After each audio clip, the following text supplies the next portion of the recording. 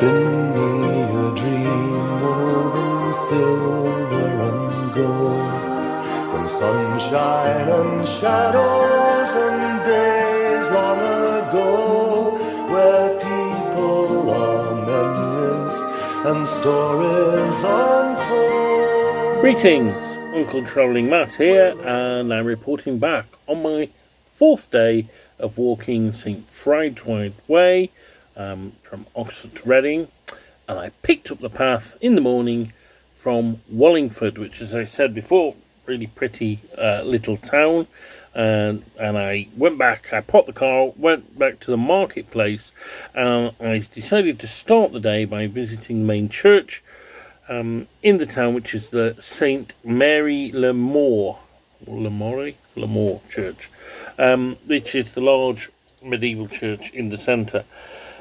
When I got there, there was like a kind of market going on outside of, sort of organic produce, crafts, that kind of stuff.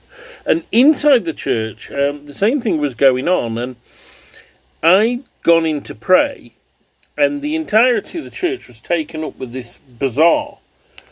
And so I had to go into the chancel itself, where there was like a row of seats where you could pray at the altar. And I did pray, I started off. But even as I was doing it, people were taking the seats away around me. And it was very strange, because I don't know what I thought about it. Like, on one hand, yeah, it's great that, the church is being used, and I'm sure this bazaar, raises money for the church, and it's part of the community, and the doors are open, and all that's great. But at the same time, as well as being a community space, I think a church should be a temple. And I felt distinctly like I was getting in the way of the real business by going in there to pray. And it was like the bit where you could pray was sort of shoved up to one side, out of the way. And even as I was doing that, they were moving chairs around. And it wasn't that I was made unwelcome. I mean, it was just like I got the feeling that was not what the building was for. The building is there to sell organic produce and stuff, and it's not really about Jesus anymore. And that kind of upset me a bit, I suppose. It is hard to get the balance right. And I'll be fair, it wasn't the most interesting church in the world. Yes, a medieval foundation, messed around a lot by the Victorians, and then since it's had a big kind of refit, and it's very modern, no pews and all that. Not really me, but I just felt I went out feeling a little bit, I don't know, disquieted by it. So that was that. I walked through the town. Well, yeah, okay, I need to get something to eat, right, for my lunch, because I was looking at where lunch would fall, and it's like a village without much happening. So I popped into a shop called Jay's Sandwich World, and he's only been open about 15 months, and it had Portuguese and English, British slang from it. And Jay, whatever Jay stands for, really nice lad, really friendly, and I told him what I was doing. He was dead interested. He'd had a mate who'd walked Camino, and I guess the whole point is that that's what Camino should be about, is those little encounters with people, both fellow travellers but also locals, and, giving a bit of money to local business. So I felt good. If the church had disquieted me, then the Jay's Sandwich World made me feel good. So yeah, if you are walking St Frideswides Way, give him a visit. Lovely lad, young lad, just starting up his business. Walked out of Wallingford. Now, Wallingford, I previously only knew of it for one thing, and that is because I'm a railway geek, and there is a preserved line there, the wonderfully named Chelsea and Wallingford Steam Railway. The name's almost as long as the line. It's only about a mile and a half long. It's a little branch line from the village of Chelsea, which I walked very near afterwards. I've not been on it. I want to go on it, but not been on it. But yeah, that's all I knew about Wallingford. It's most famous for a castle that was destroyed in the Civil War, because it was I think it was a royalist stronghold. so there's that. It's quite an ancient town, but actually the most the thing it's probably most famous for is one of its residents, and the resident lived just beyond the main town in a place called Winterbrook, and that resident was the best-selling author in the English language, maybe in any language actually, ever. No, not William Shakespeare, but Agatha Christie. And Agatha Christie lived in a place called Winterbrook, which is like a kind of suburb of Wallingford, in a large sort of, it's not really a mansion, but a large Georgian era house with her archaeologist husband. And do you know what? Like, it's so fitted, because if you think about Agatha Christie novels, I mean, I've read a few and I've seen a lot of on TV, and it's always like you're either in a village or in a stately home, and there's a murder, and there's a group of people, and either an old lady, Miss Marple, or a strange Belgian gentleman, Hercule Poirot, they use their acumen to work out who done it, and then they gather all the suspects in the room at the end, and they say, and the murder could have been you, but it wasn't, and it could have also been you, but was it you? Or could have been you, but it was actually you. And that's basically any Agatha Christie novel, but it made me, as I was walking along, I was musing on Agatha Christie, because I do really enjoy a bit of Poirot and Miss Marple. I'm not going to lie about it. And but at the same time, they sort of leave me a bit cold. I prefer them on TV rather than the books, because there's not a lot of depth to them, in that the characters are paper thin and the settings are paper thin. And the settings are very clearly the area I was walking. I mean, like, any village I walked through could have been the one where Miss Marple was. And there are stately homes dotted all over the place. So, she clearly drew inspiration from the land where she lived. And they're very much set in time. And I was thinking, like, the land that I'm walking through is the land that Agatha Christie knew. And in some ways, it's still the same, but in others it's so different, because, those stately homes are now care homes. And those large residences now have other detached executive homes built within their grounds. And the roads aren't quiet anymore, and the little shop in the village is now, rather than a grocer's or an ironmonger's, it's an artisan bakery or a coffee shop or, something like that. So the world stays the same but changes. Why I think Agatha Christie is so popular is, I mean, the whodunit aspect. She's genius, and she can put those twists in the tale that are wonderful. But also, I think she's really clever in that some readers, appeal to the highbrow, and some readers appeal to the lowbrow, and she manages to take that middle ground where it appeals to both. So Agatha Christie, yes. A strange pilgrimage companion to have on my way, I suppose. The other one that came to me is Sir John Betjeman.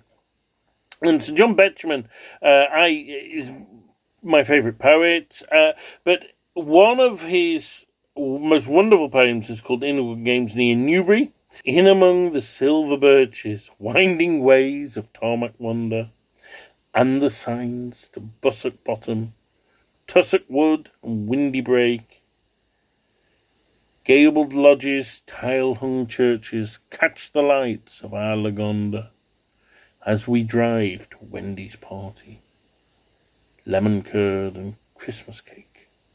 Rich the makes of motor whirring, past the pine plantations purring, come up Hotmobile Delage. Short the way your chauffeurs travel, crunching over private gravel, each from out his warm garage, and so on. And it's a wonderful poem. I've been trying to learn it off by heart as I walk along as a little bit of a meditation thing. But again, like Agatha Christie, very much of his generation, very much of that time. And as I walked along that world, I mused a lot on it because, again, that world was existing but not existing now. Anyway, I walked along a bit further and got to the Oxshed Cafe, which was very much an artisan bakery and coffee shop full of yummy mummies and their kids. And I went in and had some egg on toast for a sort of breakfast. And I carried on. And one thing that became apparent as I was walking through the landscape is this is the land of private schools. I passed two. There was Cranford School, or at least a part of Cranford School, and I think it was their sports fields, and there were literally about 15 minibuses lined up there. And then I passed Moulsford School in the village of Moulsford, and I've always had a problem with private schools. As people know, I'm on the left, and so people on the left do have a problem with private schools, but I have a particular problem with them. And I think it's twofold, and one is emotional and one is rational. And the emotional thing is, when I was young, I had a very close friend at primary school, and then when we got to high school, he went off to the local private school, and our friendship ended, because friendships at that age are, suckered through school, aren't they? And he used to drive past on the bus every day. As I was walking to school, he drove past on the coach. And I think that left an impression of, the difference of... It was the first time I was aware of privilege and of class separating people. And it literally... separated me from my friend, and I think that left its effects. The other, of course, is they're just blatantly unfair. I mean, these are institutions that exist to privilege one child over another child, purely on the basis of how much money they've got. And these are the kids that... I'm not saying that every kid who goes to a private school has a wonderful life. I know certain kids have been really messed up from boarding schools. I think boarding schools can be brilliant for some lads and absolutely traumatic for others. But financially, these are the people who need the least help and support, and they get the most. Like this Cranford School, I don't know how many pupils it has, but 15 minibuses. Now, literally, my school had 2, I think. And I think my son's school, there's like one between three high schools. I mean, nobody needs 15 minibuses. And in this Moulsford one, they had 5 on their car park. I think that was only a prep school. And it's just the utter unfairness of it. And when I was at university, I went to a red brick university, and I was one of the few kind of state school pupils to get in there. And you saw that there were, a lot of privately educated kids who'd got pushed through their exams, and they were no brighter. These ones had got 9 or 10 GCSEs, and they were no brighter than the ones who got 3 or 4 at the state school. And so essentially the mediocre students have been pushed forward, and potentially good students were not getting the advantage of university. How's that good for the country? I really, really don't get it. So yeah, that's my thing on. I was musing a lot on private schools and that kind of inequality. But I guess the argument is, well, parents want the best for their kids. And, I have given my son certain advantages. I don't have the wealth to get into a private school, but I do have certain connections. So when he wanted his work experience, I have a friend who's a member of the House of Lords, and he did a week in the House of Lords. And she said, "Well, look, you know, you can. I will have him, but you've got to look after him, you know, in the evenings. I'm not having him wandering around London on his own." And I was able to just relocate to London for a week. I have to pay for bed and breakfast, of course, but and do my job from London, and I could take that financial hit. A lot of parents can't do that. And so, yeah, I'm a bit guilty of the sin that I'm, you know, railing against almost. So I don't know where the moral lines are, but when you've seen 15 minibuses lined up and you're thinking there's kids in need, and there's something about promoting inequality amongst children that really rankles with me. So anyway, that was my musing. Not the only one, by the way. And the next one comes up when I talk about my next stop, which was in Moulsford Church. Now, Moulsford Church, it's dedicated to St. John the Baptist, an ancient establishment, but completely rebuilt in the Victorian period. I went in there, again, architecturally not that remarkable, but it was a lovely setting and a beautiful, peaceful place, and there was a lady cleaning in there. And I got chatting to her, told her I was doing the walk, and afterwards I thought I'd ask her a couple of questions.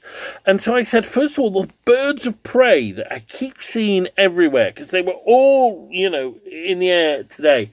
I said, you know, what are they? And she said, they're red kites, and they were recently reintroduced into the area very successfully. And they're all over the place. So that was that. And then the other one I asked her was, actually, she said that they're very good for eating roadkill. And I'd actually seen 2 deer by the side of the road. So I said, oh, why are there so many deer here? She said, well, I don't know, but you're right, there are a lot of deer here. And so, yeah, that was that. So a nice little stop by the church, and then I walked on. And I walked on again all along the river. I wasn't even looking at the river at this time. You know, the river was literally a lake by my side. And walked on to the village of Streatley. The only problem here was, in fact, was that there was a short stretch whereby there was no pavement. So I had to walk along the road, but it was about a mile or so. And in Streatley, there was a pub called the Bull Inn. I went in there for a drink. And it was a nice old pub on the crossroads, Streatley, another of these very pretty villages. But I didn't like how it had been done up. It had been renovated, and it was a bit naff, really. And I guess that was my next musing. Because what I haven't told you is the eagle-eyed will notice there is a gap of 1 day between this day's walk and the previous day's walk. And that's because I'd been working on the Friday. I'd had the Thursday off work, but I worked on the Friday. And after I'd done some work, I actually went and had a little explore in Oxford. And I went to a place called Binsey, which is famous because that is where St. Frideswides had her first hermitage. And for the life of me, I cannot understand why St. Frideswides doesn't start there, because it's like literally the most important site associated with it. And it is this gorgeous church, absolutely stunning old church, in a hamlet about a mile or so about west of Oxford, by the river, and it's got a healing well in the grounds. And I went there and I meditated there and prayed there for a while. And then, because Philip Pullman has been my sort of pilgrim companion for this one, I went on to a place called Godstow, where the ruins of Godstow Priory, again by the river, and across the river from there is the Trout Inn, which features heavily in the Book of Dust. And I'd gone to the Trout Inn, and I had a cup of tea and did a bit of writing there. But again, beautiful old pub, like the Bull Inn, and like the Checkers the gastropub I've been before. There's these wonderful pubs, but they're not pubs. The Bull Inn, actually, no, the Bull Inn was a pub, but the Checkers and the Trout were not. And it is the death of the English country pub, and it's like the reason that the English country pub has died is twofold. There's one that, you know, people drink less these days, but I think the main reason is drink driving. Drink driving laws mean that, you know, you can't go out to a lovely pub in the country and drink for more than like a pint, really. And so these pubs died. I used to work in one called the Burnham. It was a brilliant pub. But the police would wait on the car park, and they knew who was going to do it. And the moment they got in the car and drove off, they'd follow them and nick them. And they'd be banned. And, you know, I'm not saying drink driving laws are wrong, because obviously they do save lives, but they come at a cost. And so these pubs either, like the Bird and Hand, I mean, that got knocked down and turned into houses, or the pub is just turned into a house straight away, like one called the Rose and Crown in Dillon near me. That happened there. Or they survive by essentially becoming restaurants. And, you know, they call themselves pubs. The buildings are right. But when you go in, there's no atmosphere. They're not pubs. There's no old man by the fire sort of thing. It's all too done up. It's all too good, and it's just not. It's not a gathering space. It's a very alien, like you should be on your best behaviour type space, and I think that's indescribably sad. And I know they've got to survive, and it's good that they are surviving. But yeah. I guess I wish the world were different sometimes. So anyway, that's that. Walked on from Streatley, and carried on. Crossed over. Well, I actually paused by the railway at one point. My ankle was beginning to hurt at this point. Crossed over the railway and then walked by the Beale Wildlife Park. So I had a look at all these exotic animals by the side of my walk. And that was fun. And then walked into Pangbourne, which is the end of my walk today.